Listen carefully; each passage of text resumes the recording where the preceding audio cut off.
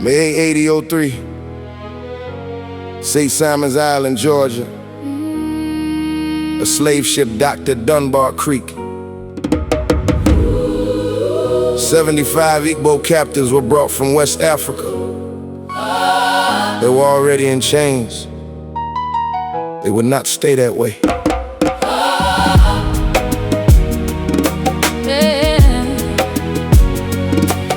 Yeah.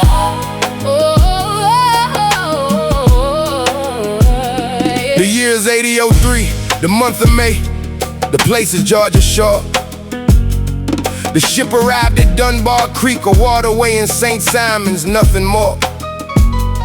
75 Igbo men and women had been taken from their land, shipped across the Atlantic in the Middle Passage, shackled hand to hand. The Igbo people came from what is now southeastern Nigeria, a civilization with governance, with language, with clear social order. They were seized by slave traders, forced below the deck in cargo holds, starved, chained, stripped of everything, their names, their homes, their roles. The vessel landed on the Georgia coast for transfer and for sale. John Cooper and Thomas Spalding had purchased them wholesale, before they could be dispersed to plantations and separated for good.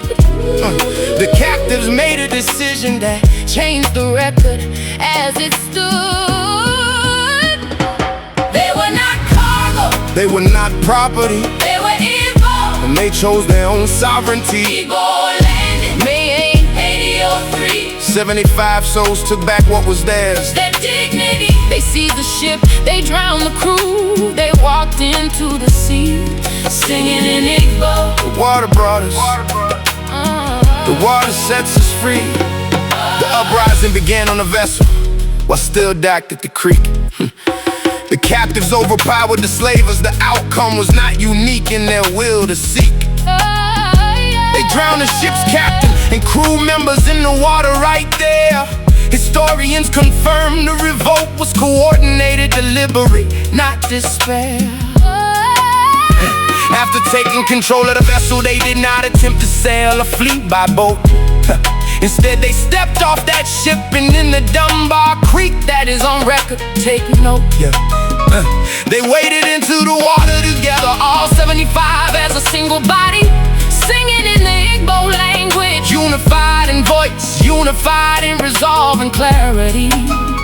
The phrase recorded in oral tradition translates directly: the water brought us here, the water will carry us back home. That is what the witnesses report they could hear. Several bodies were recovered from the creek and the surrounding marsh ground. The site today is recognized as a sacred historical landmark on that sound.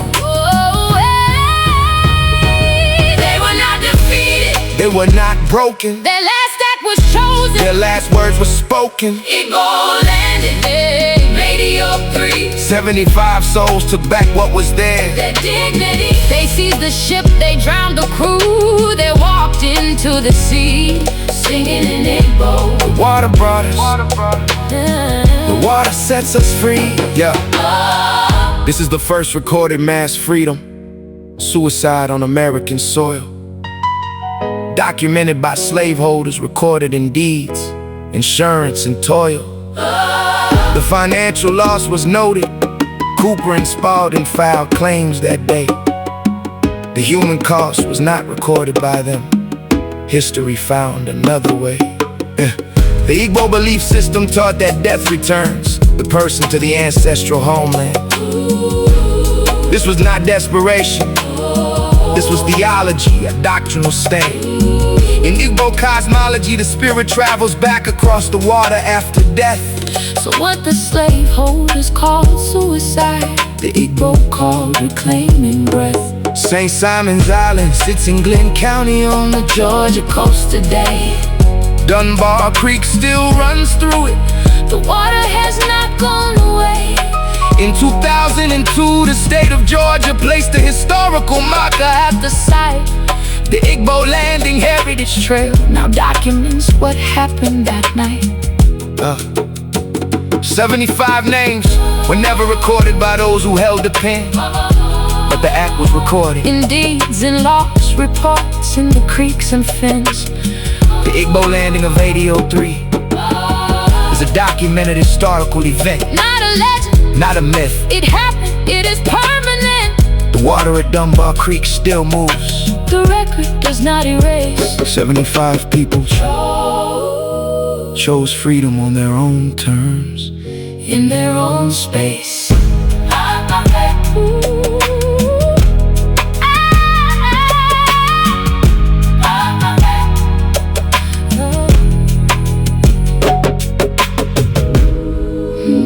Georgia, 1803, a creek. A ship 75 people who crossed an ocean in chains and decided at Dunbar Creek that they would not take one more step as property.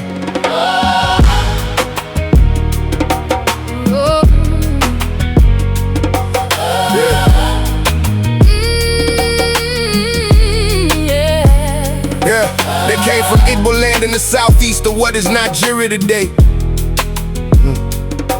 A people with their own courts, their own tongue, their own way. Yeah. Captured, traded, loaded beneath the deck of a transatlantic ship. The Middle Passage took months, disease, starvation, darkness, no grip.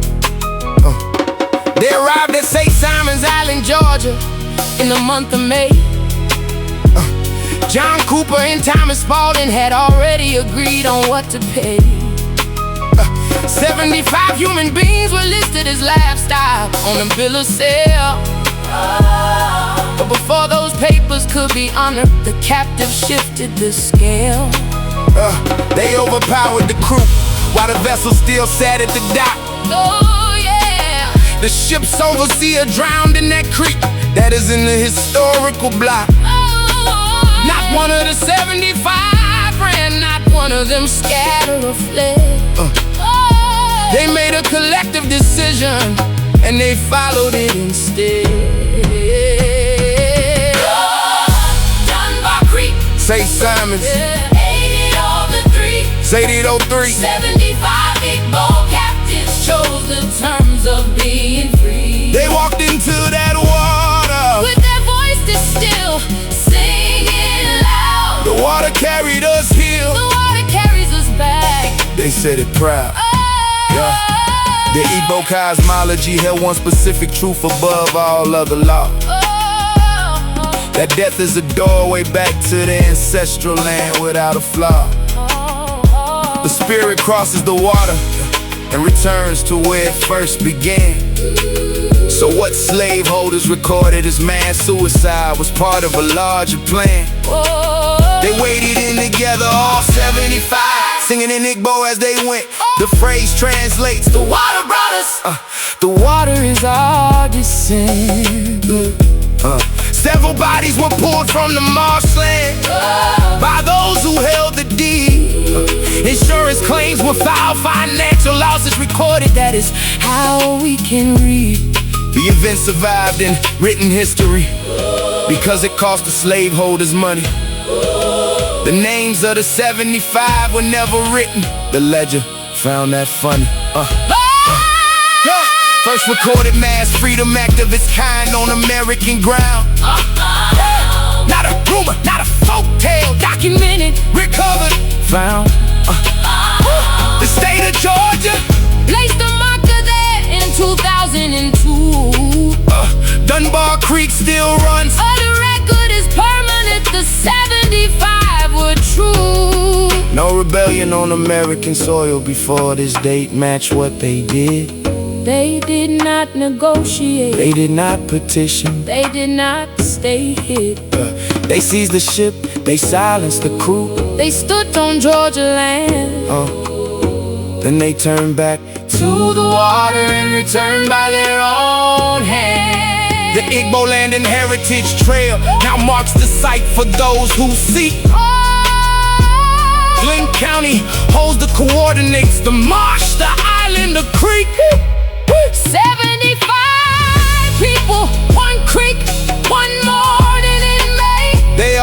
first chapter in a record that did not go away. Dunbar Creek Remembers what no slaveholder's ledger could contain. 75 Igbo souls who refused and walked home through the rain.